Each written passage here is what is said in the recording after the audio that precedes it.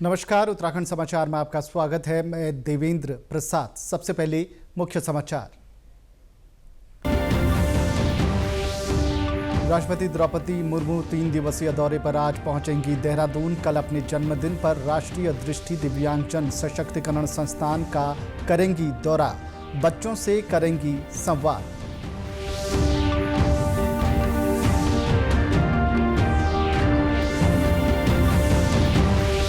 बद्रीनाथ धाम में तीर्थयात्रियों के लिए फास्ट ट्रैक पेमेंट सुविधा शुरू। इको टूरिज्म में शुल्क अब तेज और सरल तरीके से होगा जमा। जाम की समस्या से मिलेगी निजात।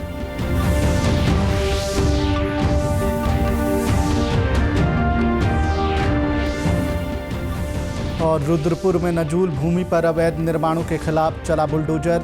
1100 अवैध निर्माण चिन्हित कर 600 को भेजा नोटिस। निर्धारित समय में निर्माण नहीं हटाने पर होगी ध्वस्तीकरण की कार्रवाई।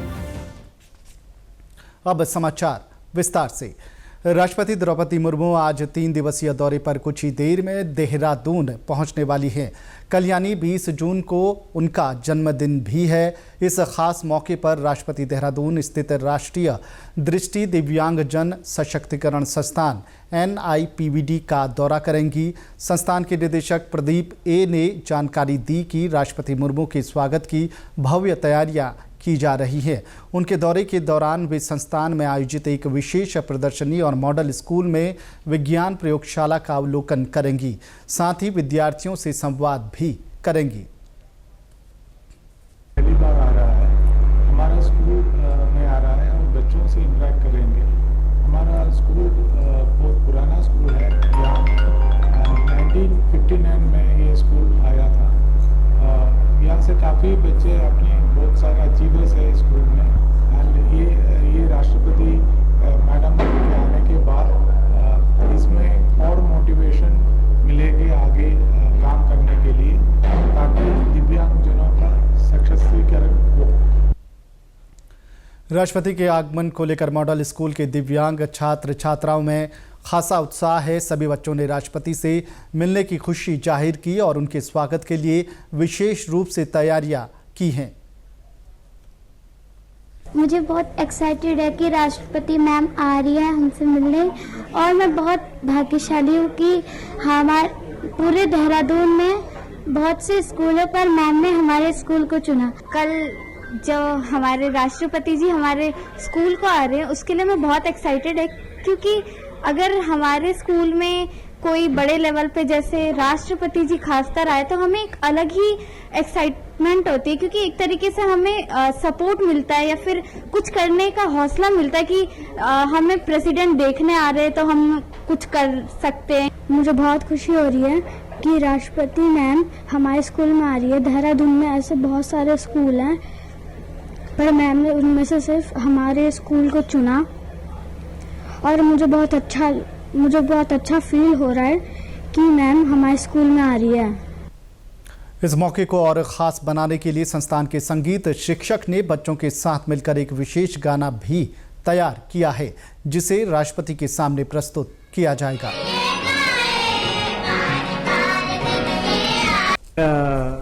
ये तो हम सबका बहुत सौभाग्य है कि महामहिम राष्ट्रपति यहाँ पे आ रही हैं, तो उनके जन्मदिन के उपलक्ष्य में यहाँ पे सांस्कृतिक कार्यक्रम भी तैयार करवाया गया है, जिसमें कुछ गीत हैं जो कि बच्चों के द्वारा गाए जा रहे हैं। तो उनमें एक बर्थडे सॉन्ग भी है जो कि बच्चों ने मिलकर गाया है। चारधाम यात्रा को सुगम और सुविधाजनक बनाने के लिए सरकार लगातार प्रयास कर रही है। बद्रीनाथ धाम में आने वाले तीर्थ यात्रियों के लिए इको टूरिज्म में शुल्क के भुगतान की प्रक्रिया को और अधिक सहज बना दिया गया है। गुरुवार से नगर पंचायत बद्रीनाथ की ओर से फास्ट ट्रैक सुविधा की शुरुआत कर दी गई है, जिसका शुभारंभ जिलाधिकारी संदीप तिवारी ने वर्चुअल माध्यम से किया। जिलाधिकारी तिवारी ने बताया कि बद्रीनाथ धाम की यात्रा पर आने वाले तीर्थ यात्री वाहनों से इको टूरिज्म में शुल्क लिया जाता है, जिसकी अदायगी पहले नकद और QR कोड के माध्यम से की जाती थी, लेकिन तीर्थ यात्रियों की लगातार बढ़ती संख्या के कारण देव दर्शनी क्षेत्र में जाम की स्थिति उत्पन्न हो रही थी। इस समस्या के समाधान के लिए अब फास्ट ट्रैक पेमेंट सिस्टम लागू किया गया है, जिससे शुल्क का भुगतान तेज और सरल तरीके से हो सकेगा। नगर पंचायत बद्रीनाथ के अधिशासी अधिकारी सुनील पुरोहित ने जानकारी दी कि वर्ष 2022 में जारी गजट नोटिफिकेशन के बाद से धाम में प्रवेश करने वाले वाहनों से इको टूरिज्म शुल्क लिया जा रहा है।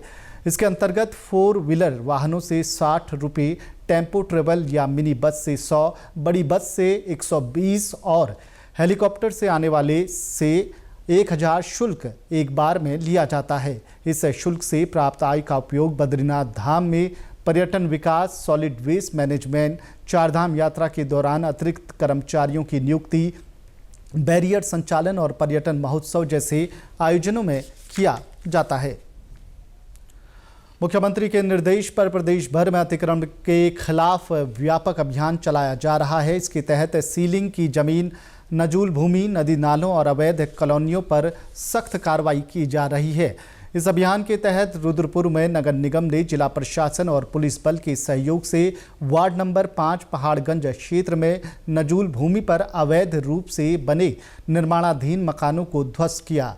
अभियान के दौरान अब तक लगभग 1100 अवैध निर्माण चिन्हित किए गए हैं। इनमें से करीब 600 लोगों को अवैध निर्माण स्वतः हटाने के लिए नोटिस जारी किया गया है। इस संबंध में उपनगर आयुक्त शिप्रा जोशी ने बताया कि वार्ड नंबर 5 पहाड़गंज स्थित नजूल भूमि पर बिना अनुमति हो रहे निर्माण कार्यों पर नगर निगम ने जिला प्रशासन और पुलिस बल के सहयोग से कार्रवाई करते हुए उन्हें ध्वस्त कर दिया। उन्होंने बताया कि नजूल भूमि और कल्याणी नदी के किनारे हो रहे अवैध निर्माणों का चिन्हीकरण जारी है। चिन्हीकरण के बाद संबंधित व्यक्तियों को नोटिस देकर निर्माण हटाने का मौका दिया जाएगा। यदि तय समय सीमा में निर्माण नहीं हटाए गए तो नगर निगम सीधे ध्वस्तीकरण की कार्रवाई करेगा। कि आज ये वार्ड नंबर 15 पहाड़गंज नगर निगम का जो वार्ड है, इसमें ऐसे कुछ मकान चिन्हित किए गए थे जिनका आंशिक रूप से यहाँ निर्माण बिना परमिशन के किया जा रहा था। तो उनका चिन्हीकरण करके उनका जिला प्रशासन के साथ मिलकर, पुलिस के साथ मिलकर उसका ध्वस्तीकरण की कार्रवाई की गई है। आगे भी इसमें इस तरीके की कार्रवाई की जाएगी। साथ में इसमें कल्याणी नदी के जो मकान बने हैं उनका भी चिन्हीकरण किया जा रहा है। उत्तराखंड में गर्मी से राहत पाने के लिए बड़ी संख्या में लोग पहाड़ी नदियों की ओर रुख कर रहे हैं। विकासनगर का कटापत्थर और अमलावा नदी इन दिनों सबसे पसंदीदा पिकनिक स्पॉट बने हुए हैं, लेकिन यहाँ की मस्ती कई जिंदगियों पर भारी पड़ चुकी है। लोहारी डैम से छोड़े गए पानी के उतार चढ़ाव के कारण यमुना और अमलावा में जलस्तर अचानक बढ़ जाता है। इस अनियंत्रित जलस्तर ने बीते वर्षों में कई लोगों की जान ले ली है। इसके बावजूद रोमांच की तलाश में आए पर्यटक खतरे को नज़रअंदाज कर नदी के बीचों बीच उतरकर नहाते नजर आते हैं। मौसम विभाग ने इस बार सामान्य से अधिक बारिश की संभावना जताई है, जिससे यमुना का जलस्तर और बढ़ने की आशंका है। प्रशासन ने खतरे को भांपते हुए कटापत्थर क्षेत्र में पुलिस पिकेट, एसडीआरएफ और चीता पुलिस की तैनाती कर दी है। इस संबंध में पुलिस क्षेत्राधिकारी विकासनगर भास्कर लाल शाह ने बताया कि उनकी टीमें लगातार सतर्क हैं और एसडीआरएफ भी निगरानी कर रही है, लेकिन नदी का फैलाव काफ़ी अधिक है। ऐसे में पर्यटकों को भी जिम्मेदारी और सतर्कता के साथ व्यवहार करना होगा। हमारे विकासनगर थाना क्षेत्र और कालसी थाना क्षेत्र में, जैसे कि वहाँ पे अमलाव नदी है, जो यमुना नदी है और टोंस नदी है, इसके किनारे पर्यटक लोग या युवक लोग जाके नहाते आदि हैं। तो हमारे द्वारा इस संबंध में एसडीआरएफ की टीम भी लगाई गई है कि जो कि नित्य प्रति उनको निर्देशित करते रहते हैं कि इन स्थानों पर नहाना आदि न जाएं और ना ही यहाँ पे पिकनिक आदि मनाएं। देहरादून में डेंगू के मरीज सामने आ रहे हैं। स्वास्थ्य विभाग की रिपोर्ट के अनुसार जिले में अब तक डेंगू के कुल 112 लोगों में डेंगू की पुष्टि हो चुकी है। इनमें से 93 मरीज स्वस्थ होकर घर लौट चुके हैं, जबकि वर्तमान में 19 सक्रिय मरीजों का इलाज चल रहा है। डेंगू की रोकथाम को लेकर नगर निगम की ओर से लगातार प्रयास किए जा रहे हैं। देहरादून नगर निगम के मेयर सौरभ थपलियाल ने बताया कि शहर के सभी नदी नालों और संवेदनशील क्षेत्रों में नियमित रूप से फॉगिंग कराई जा रही है। इसके साथ ही निगम की टीमें घर घर जाकर डेंगू के लार्वा को नष्ट करने का कार्य कर रही हैं। उन्होंने लोगों से अपील की है कि वे घरों में पानी जमा न होने दें और साफ सफाई बनाए रखें। देखिए, डेंगू के लिए भी, क्योंकि हमें पहले से अंदेशा था कि ये तीसरा साल है और तीसरे साल में जो है डेंगू ज़्यादा आक्रामक होकर सामने आता है, तो हमने उसके लिए अपना बहुत पहले से ही हमने अपने जो 5 हमारे एंटी लार्वा टैंकर है वो हमने निकाल दिए थे, जिनकी संख्या हमने बढ़ा के 15 कर दी है।